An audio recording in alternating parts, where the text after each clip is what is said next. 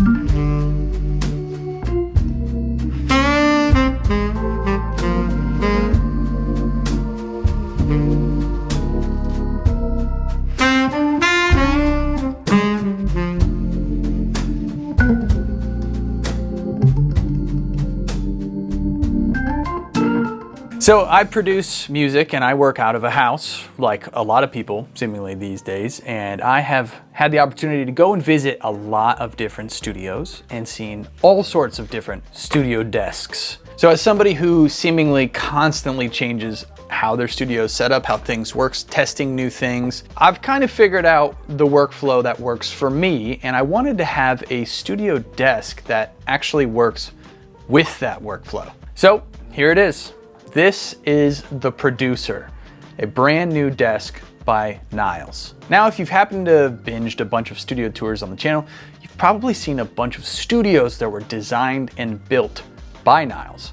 Niles has just started building studio furniture, and this is a collaboration that I worked with Niles together to make come to reality. So this desk came from a concept that essentially solved all of the needs that I had as a producer and audio engineer in a studio desk. I personally like to have a lot of my studio gear right at my fingertips, but I also want to have a big center section that has plenty of space for a working producer. So the Producer desk has 16 rack spaces on the left and right side of the desk, accessible, super easy to reach and see, giving you a total of 32 rack spaces right at your fingertips, as well as a beautiful matte black center section that has a custom cut top to hold my fader controllers, as well as my computer monitor. I reached out to Niles to see if we could make something together kind of like what I was doing before, which wasn't even a desk. It was a couple of racks that I had and a table in the middle. But we wound up coming up with this, and all credit to Niles for actually designing this freaking masterpiece himself. I basically just told him what I wanted. Now, there were a few components to getting this desk to work in the right way that I wanted. Number one, we wanted to have a desk that created the best possible listening spot. So the first part of that was making sure we had a desk that was not tall. We didn't want to have racks up here. We did not want to have it be too high. We wanted the listening space to be wide open. Now, the second thing was that we wanted it to not be too much of a reflective surface. A lot of desks are big, giant, essentially planks of wood, or create too much of a reflective surface, and you don't want that for your listening spot because, again, it can create more problems.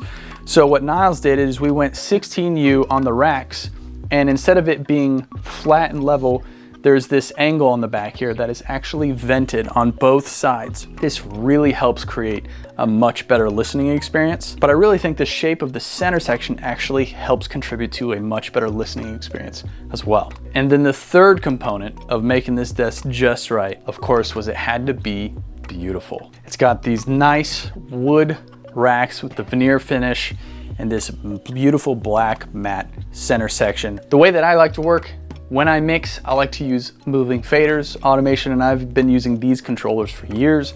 So I opted to have them do a custom cut for this automation, which as you can see, makes for a beautiful, clean, cableless center section that was a part of it, not having any cables visible, but everything is connected and on.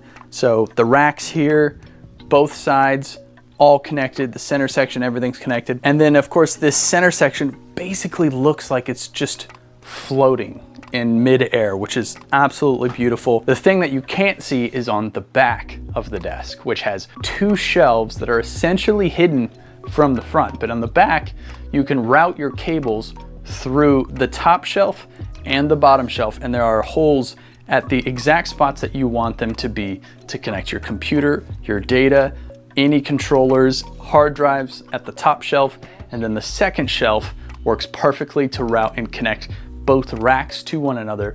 If you're using bigger, thicker snakes like DB25s and things like that, you can keep your data separated from your audio. Now what's cool with the rear of this rack, I've seen a lot of desks. One of the things that I do is consult with people who are building and planning their studios. So I've seen a lot of the desks that are on the market, and something that sucks is when you can see all the mess behind the gear. So this back end is just absolutely beautiful, where you have these vented inserts, which you can pop out. They're magnetic, so you can pop the door off, easily access all of the gear and power within it. But when you're done, you can cover it up. And there's obviously vents for airflow and heat dispersion. Underneath, there's another access port. So all the cables, as you can see, are either coming through the tray in the middle, and then the power is coming up from the back. So this way I only have one clean little snake coming into the back of the rack, and everything in here is connected and powered on. So I've now had the desk in here for about 3 weeks, 4 weeks, and I've gone through and I've moved some gear around. I've put so many cables through the center section here.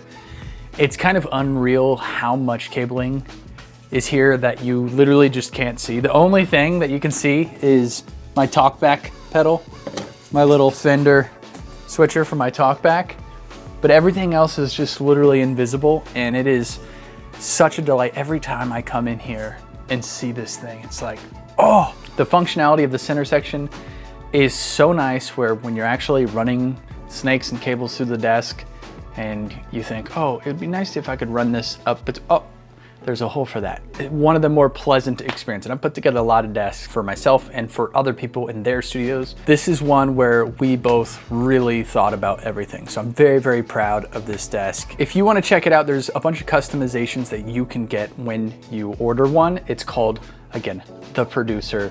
You can get it at niles.co. I'm not getting paid for this video. I did get this beautiful desk that Niles and I worked together on, but this is something that I wanted to exist in the world, and now it does, and now other people can start using it in their studios. Also, outside of this desk, Niles actually has some other really useful studio furniture like racks. They have these low boy racks, which are all super low profile for mixers who want everything completely out of the way. Obviously, Niles is in the studio building business, so he's familiar with the things that people who work in studios want. So anyway, I'll put a link to this desk and to niles.co. Go check that out if you're in the market for some new studio furniture. I could literally talk about this desk for probably another hour because it's such a joy to use, but I think we'll save that for a studio tour where we'll actually go through some of the stuff that's in the desk and some of the stuff we've been working on with it. So thank you guys for watching. I'll put the links down in the description. Hit the like button, subscribe. We'll see you in the next one. Bye.